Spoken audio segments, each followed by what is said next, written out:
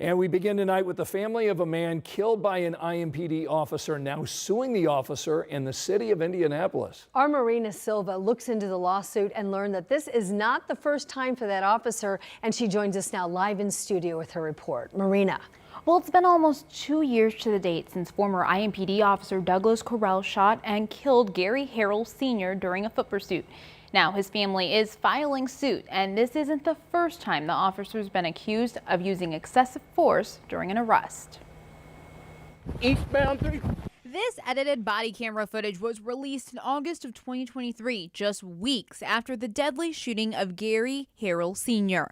Now, Harrell's estate is suing Officer Douglas Correll and the city of Indianapolis. Chase Wilson is one of the attorneys representing the estate. He says these last 2 years have been hard for the Harrell family. They lost a loved one. Beverly, who's the personal rep of the estate, lost a son, and 7 of Gary's kids lost a father. So as well as can be expected, but not well. In the body camera video, Harrell is seen running from Correll when the officer tells him to stop and drop a gun before firing 2 shots. In the family's wrongful death lawsuit, they claim Correll used excessive and unnecessary force, violating Harrell's constitutional rights. Now, almost 2 years later, prosecutors have yet to charge or clear Correll in this case. Prosecutor's office, they're supposed to be these ministers of justice to protect us, the public, regardless of where the bad act came from, whether it was a police officer or law enforcement themselves. Their job is to do that. And the family is frustrated with the fact that that hasn't occurred yet. We asked the prosecutor's office where this case stands. We were told it is still under review. And we need to make sure that we know exactly what happened, why it happened, and make sure that justice is served. 13 News found out this is not the first time Correll was sued for excessive force. Back in 2018, a man sued Correll and the city of Indianapolis after he said the officer falsely arrested and battered him. In that case, the city settled for $380,000. We reached out to ask IMPD if Correll is still an officer. We were told he retired in February of 2024. They also told us that they do not comment on pending litigation. We did attempt to reach out to Correll, but we were unsuccessful.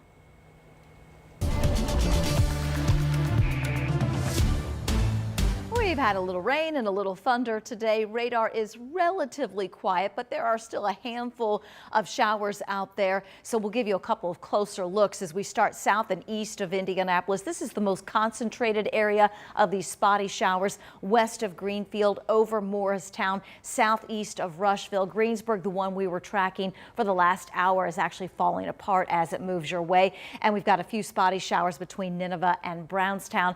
A shower, a rumble of thunder still possible for the next couple of hours. Temperatures between 80 and 85. We have 80 at Morris Reservoir, 85 Noblesville and downtown, 77 one of our new cameras in Bainbridge this evening, 82 Brown County, and 83 in Crawfordsville. So 80 to 85 for most of us early this evening, and once the sun goes down, temperatures will fall through the 70s. Upper 60s, low 70s to start our Thursday. A mix of sun and clouds and highs tomorrow, 85 to 90. Thank you, Angela. IMPD engaging with the public in a different way today at a park on the east side. Yeah, they hosted an annual community day. Brandon Schaff explains tonight how it took on special meaning after that violent weekend here in Indy. The community came to Brookside Park today for an event hosted by IMPD, an opportunity for officers to meet the community in a safe and positive environment. When the community interacts with police officers, it's often because something bad happened. Wednesday's IMPD Community Day at Brookside Park offered an opportunity for officers to interact with them in a more positive way. IMPD Chief Chris Bailey said that the event shows officers care about the community. A way for us to show that we are human beings, that we care about them, we care about our community, and that those interactions don't have to be negative. So any opportunity we can take to provide a positive message, we're going to take that opportunity. Bailey also asked citizens for peace after 2 teens died at a mass shooting in downtown Indianapolis last weekend. Brittany Jefferson lives near Brookside Park and brought her 10-year-old son to IMPD's Community Day. She said that she talked to her son about the importance of avoiding violence, and these events helped teach him. By me just telling him, the streets ain't always safe. Considering the recent violence that's happened around Indianapolis, events like this certainly a breath of fresh air for the officers and the community they serve. For now, reporting at Brookside Park, Brandon Schaff, 13 News. Tonight, the Indiana Crime Guns Task Force is providing an update on its impact throughout central Indiana. This is a group of law enforcement agencies that come together aimed at reducing violent crime. So between April 1st and the end of June, the task force reports 87 arrests. 82 of those are state arrests. So during that same time period, the task force removed 135 illegal guns and more than 12,000 grams of drugs off of our city streets. Indiana Congressman Andre Carson says he plans to introduce a new bill to incentivize safe gun storage practices. Congressman Carson told us the bill would direct the Department of Justice to establish voluntary best practices for safe firearm storage. It would also require specific labeling for certain guns, encouraging safe storage. And finally, the bill establishes a 10% tax credit on certified gun safes and storage devices. This would be available through 2030.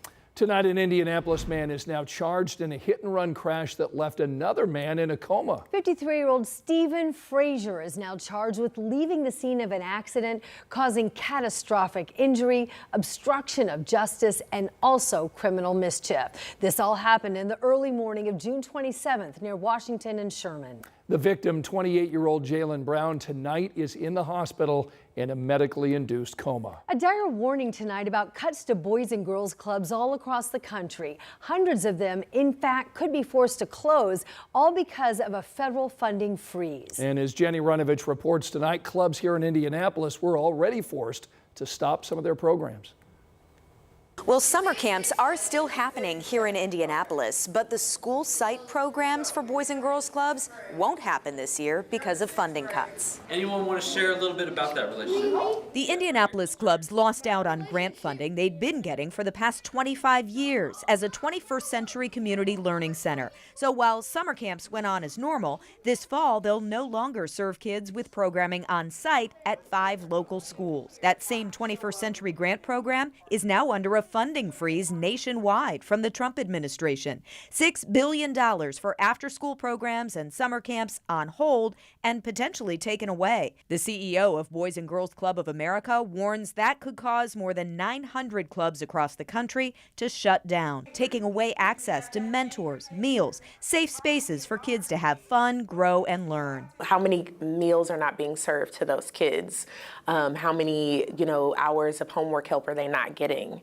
So I think that's really the bigger picture of, the number aside, how many kids are really losing out on much needed resources. There's now an action alert calling on Congress to restore the money. In Indianapolis, Jenny Runovich, 13 News.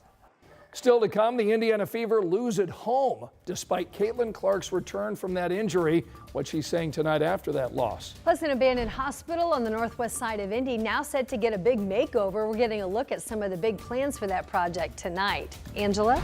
Anne-Marie, summer heat continues. We're close to 90 over the next 7 days. We'll talk rain chances in the 7-day forecast.